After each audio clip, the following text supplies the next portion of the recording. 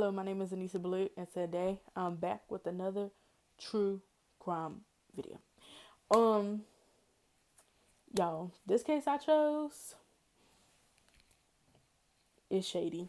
It's really shady, and I feel like there's a lot of missing pieces up in this case that people just not saying, and I feel like it should be said because this girl been missing since 1992, and she was only 15, and like And when I, y'all, when I get to the part where I'm ready, like, when I get to the part about this letter, I'm trying to tell you, it's gonna make you mad. Cause it made me mad, cause it's like common sense. But I'm ready to get up into this case, cause I don't want to tell y'all nothing without it making sense. Y'all know what I'm saying. But the case I chose today is the Monique Daniels case, and she been missing since 1992. So I'm gonna give y'all a little backstory on Monique. Monique did not have the best life growing up. Her dad was like really, really abusive to her and her three other siblings.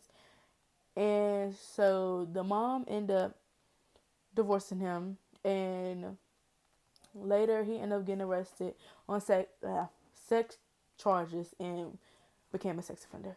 So she ended up getting married to Charles Daniels, and they ended up having two sons together.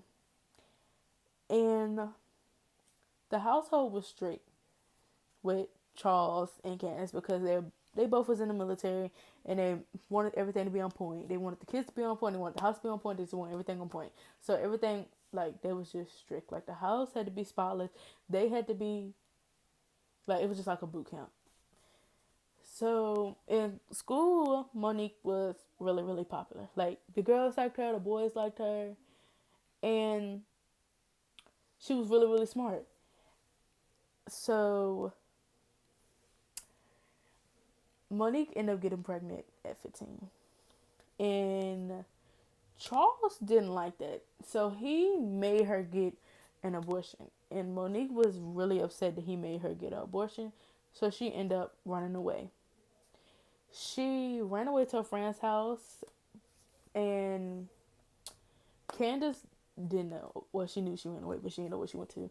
And people was calling the house and was like, okay, we just seen Monique. And like, if anybody called, she went out looking. Like, Candace was like really trying to find Monique. So then they filed a missing person report or whatever. And then Monique's friend was like, okay, Monique, it's time for you to go home because your parents are really upset and you have to go home. So Monique ended up going home. And she got home or whatever. And some days later, well, June 2nd, 1992, Candace, Brian, and Angelique and Monique is real close.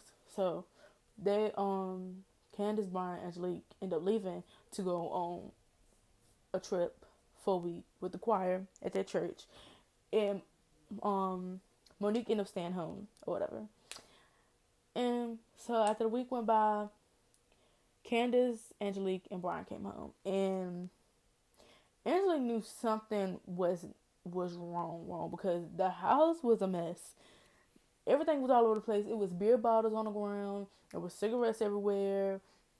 Everything. So, and then she knew something was really wrong because, well, Angelique, well, Charles was like, she's gone again. And that's when she knew Monique was gone again. But y'all gonna know when I get into it. And Candace was just like, okay, I don't care anymore. Like, if she don't want to be here, she doesn't have to be here. And they told the kids they couldn't bring up Monique's name in the house. They retook family portraits. They took down all the pictures that had Monique up in it. Like, they were just trying to erase her. So then Leslie, Candace's sister, was like trying to figure out, like, okay, where is Monique at? We need to find her, and why are you not doing anything? So she was calling. She was like, okay, like, did you do anything about it? And then Ken was like, yeah. So then 6 months went by, y'all. 6 months. Like, Leslie was really tired because um, she really gets tired because Candace kept on like just telling her stuff to get off the phone, I guess. And so she was like, okay, can I get the missing person report so I can send it in to the missing people database or whatever. And she was like, yeah, yeah, yeah. But the whole time, she didn't even file a missing person report. None of that. She didn't file nothing. Like, she wasn't looking for Monique. She wasn't filing anything. But, y'all, she was making me mad. But, so, she was just telling her, but she didn't tell Leslie that. She was just like, okay, I do it. Never did it. So, so not long after that, she got a call from Monique. And the call was just like, I'm alright, mom. And yada yada yada. I'm alright. Don't worry about me. So, and she was like, just tell the family I'm okay. So that's when she told the family, she was like, she's okay and she's doing fine. So then a few days later, she got a letter from Monique. And the letter, y'all, this is the letter I was telling y'all about at the beginning. Like, this doesn't even sound right. It's only been 6 months, y'all.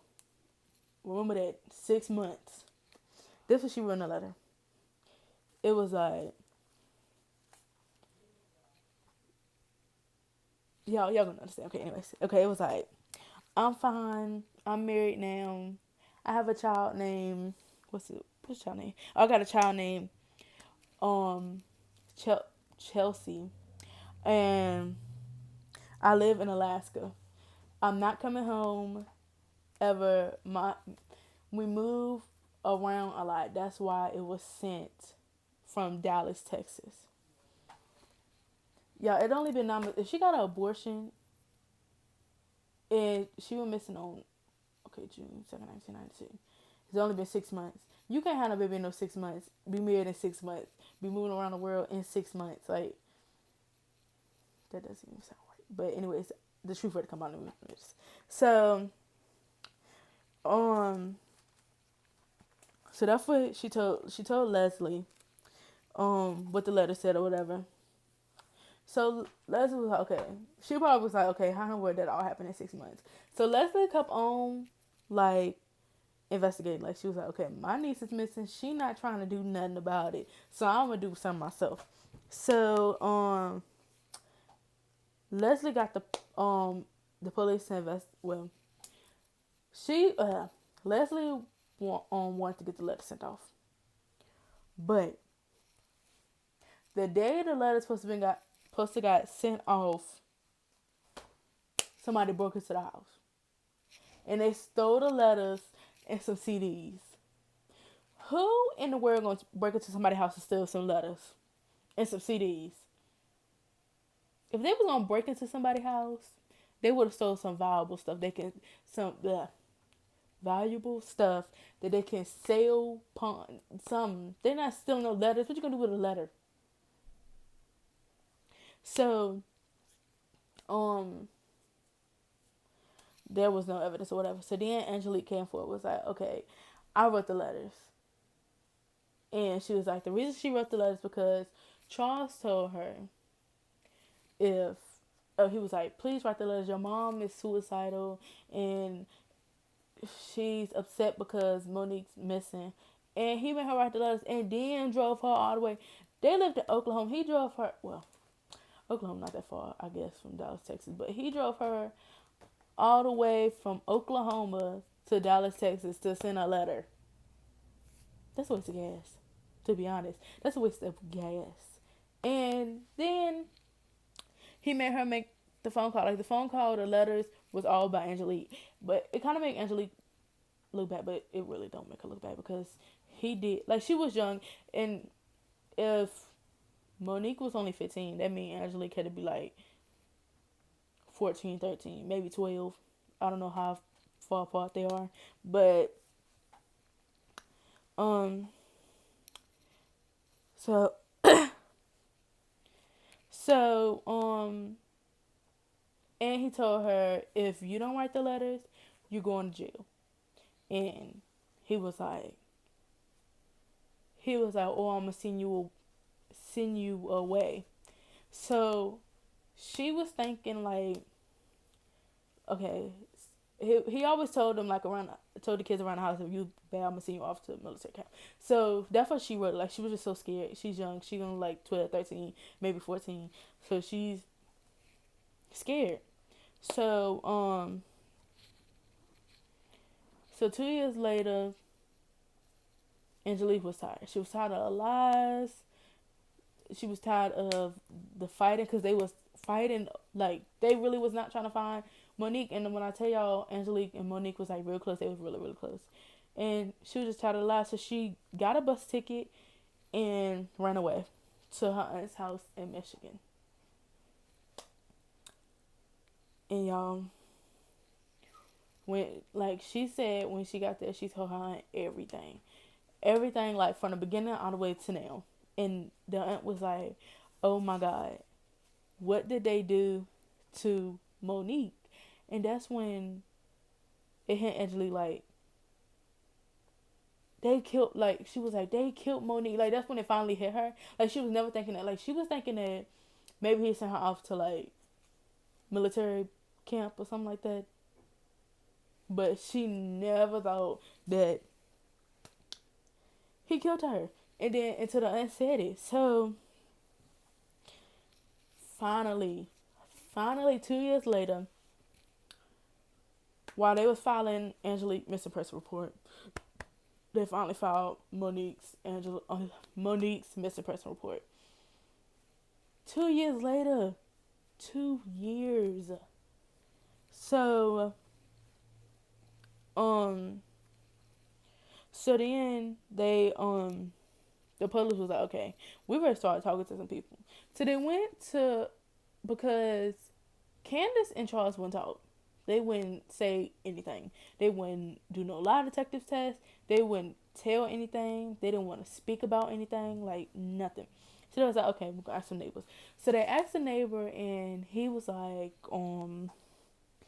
he saw Monique that day, June 2nd, 1992.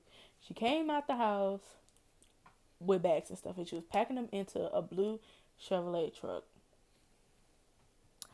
And that after she finished packing it up, she ended up leaving. But y'all, I'm gonna tell y'all how I feel about that. But at the end, I'm gonna tell y'all everything how I feel, and I'm gonna tell y'all what other people think at the end. And that was it. But that wasn't really anything. That wasn't really anything that they can go by because he didn't have a license plate. He just had the color of the truck, and that's it. And that it was a male in the truck. That's it. He didn't have no description of the man. Like he just knew his color, and that was it. So I guess when they started getting close to things, like finding stuff out, that's when Candace, Charles and Candace packed up and moved. And when I say not moved another state, they didn't move another state. They moved across the world. They moved to Germany. They was really trying to hide something and then she was like, we moved because of Charles' job. So that was really it in the case or whatever until like years later. So years later, Oklahoma had like a bad, I don't know what the year was, but it was a bad tornado that came. And Angelique was watching it, and she got a call. And she got a call from her brother, Andrew. And he was like, she wasn't she wasn't talking. And she was like, who wasn't talking? And then that's when he was talking about Monique. And she let him carry on with the story, and he was like that while they was gone, Monique and Charles had a fight. But it wasn't unusual because I guess they always had a fight because he did make her get an abortion or whatever, so they fought a lot. So Charles ended up getting the boys ready, and he told them to go upstairs and say bye to Monique. So he went to the door, but they couldn't go in. They only could see her through a crack of the door, but they couldn't go in. Like they just had to say bye through the door.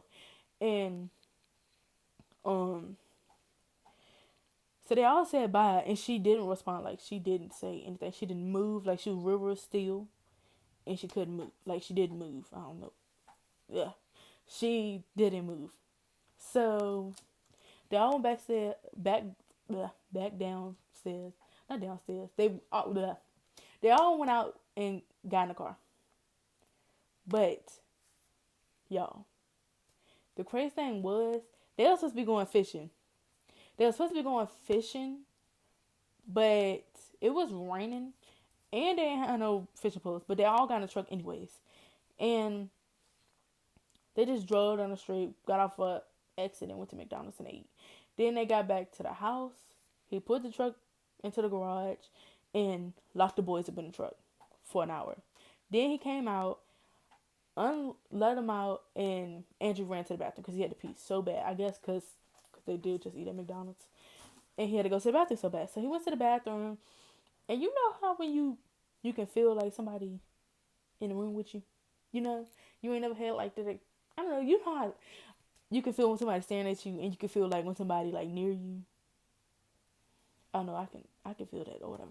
But he felt like it was like my hair. But he felt like somebody was in the bathroom with him because it was a tub in the bathroom, but the shower curtain was closed. And he was like, usually the shower curtain is open. Always the shower curtain is open. And he felt like somebody was in there with him. But before he can look through the shower curtain, Charles grabbed him out the bathroom and locked him and the boys in the room for 2 days. And said he was going to look for Monique. It don't take 2 days to go. I mean, you shouldn't lock no kids in no room anyways, but locked him in there for 2 days, saying you're going to look for Monique. And then when he finally let him out, Andrew, he was like, he got in the truck with him. It was only him and Andrew. When he looked back, he seen some people call it a barrel, some people call it an oil drum. Y'all know the things. Maybe people call it an oil drum, but an oil drum in the back of the truck. But he couldn't remember anything else after that. So, he can't remember anything afterwards. So, Angelique was like shocked. So she was like, you have to go tell the police. And he went to go tell the police. And so the police went to the old house and dug up the whole backyard, but they did not find any evidence. And then, I don't know why the son is named Daniels, but Daniel was like, he was the last one to say goodbye to, he was the last one to say goodbye to Monique, and that she hugged him and was like, I wish I can go, but I'm sick, whatever. And he was like, that was it. She was not dead, or whatever he thought. And that was it. Like, he was, so it's like, really, they really can't go off anything because I guess they really can't go, I don't know, because there's really not any evidence. The only thing they can really, okay, Andrew saying one thing, then Daniel saying another thing, and then it's like a lot. But let me go back to the neighbor situation. You know what I feel like? I feel like the neighbor ain't see nothing, and Charles or Candace pays the neighbor to just say that, cause it doesn't make any sense. He was like, I seen her pack her stuff, get in the truck, do all. You seen her pack? I mean, not pack her stuff. You seen her put all this stuff in there. So that means he had to sit there and wait. Whoa. That means he had to sit there and wait for her to pack her stuff. I'm not pack her stuff. Put her stuff on the back of the truck. Go back in the house. Come back out and then get in the truck and leave. And you don't see no license plate, no nothing. And okay, this is what people think happened. I feel like there's a lot of missing stuff going on. a lot of missing pieces in this story because there's no real. I mean, she was 15, 19, 19, so they only know the year Monique was born. Like, there's nobody knows the date she was born. I don't think she has a birth certificate. And I don't know. I feel like it's a lot of missing stuff. Like, it's not adding up. I feel like I don't. I feel like I really feel like Charles killed that girl, but he's in the military and they moved to Germany. He probably could have. I don't know. He could have. He didn't drove back and forth to Texas. The body could really be in Texas, to be honest, because if he didn't mind driving all the way to Texas to send off a letter, the body could be in Texas somewhere. But this is what people think. People think that Charles killed Monique because he got her pregnant on. He got her pregnant. I don't think he got her pregnant, but I don't know if he got her pregnant or not. But people think that he got her pregnant and killed her, and he didn't want to. He didn't want her to tell or people to find out that she was pregnant by him. But that doesn't make sense to me. I don't know. But and I don't know. I don't think that was it. But I feel like this will happen. I feel like if Angelique and Monique were so close, I feel like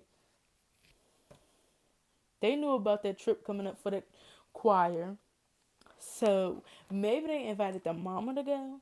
And she was like, okay, can I take Angelique? Because she knew Angelique and Monique was close. So she was like, okay, we can kill her like this. Like, we take Angelique with us. And we're going to take another person to make it not look so obvious. And then Charles act like he going to take the boys fishing. But he just take them to McDonald's, lock them in the truck. He kills her, put her in the bathtub. Andrew had to go to the bathroom so bad. So Andrew used the bathroom, but before he could put the current back, Charles snatched him out. Then he locks him in the thing. He gets Monique's body up in the drum or something. I don't know. He probably gets Monique's body. Maybe she wasn't even in the drum. Maybe that thing was just back there, just be back there. And he probably took her to Texas. How long did it take? I don't know how long it takes from Oklahoma to Texas, but he probably took her to Texas, buried her somewhere, maybe. Maybe we should look into like Jane Doe cases, because what if she a Jane Doe and we don't know it yet? But he probably took her to Texas, buried her somewhere. And then that's probably why Candace got back, and then she didn't really care because she was a part of it. I don't know. But like, the case is just like, it doesn't, it's something missing. Like, it's somebody that ain't coming forward that knows something. They just ain't coming forward yet. But they need to come forward because this case needs to be solved. It's been too long for this case to not be solved. But I feel like he killed her. And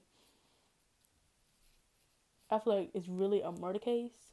But they don't have any evidence that's a murder case. But I feel like it is, because what else is that? Like, I feel like maybe the neighbor knows something, but he's getting paid, so he's not going to say nothing. I don't know, but this needs to be on oxygen. They need to put this on oxygen. Yeah, oxygen. Because the Millbrook one was good. They need to put this one on oxygen too, because this need to be solved, because this don't make no sense. So, yeah, that's the case I chose today. I hope y'all like it. Like, comment, subscribe, because y'all know I like comments. And go to my Instagram, Anissa_True Crime, so y'all can tell me some cases y'all want to hear. See y'all.